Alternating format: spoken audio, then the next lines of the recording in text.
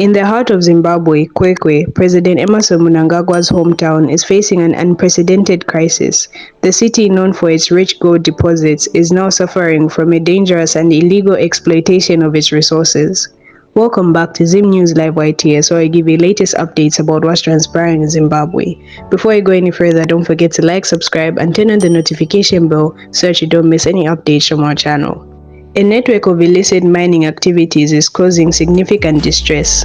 These underground operations have dug extensive tunnels, some as deep as 1.5 kilometers beneath KUKWE's central business district and residential areas, posing a severe risk to the community and its infrastructure.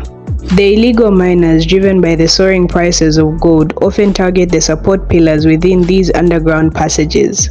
This reckless endangerment has already had dire consequences. In today's news, KUKWE buildings collapsed due to mining underneath. Let us know what you think in the comment section down below, and don't forget to like, subscribe, and turn on the notification bell so that you don't miss any updates from our channel.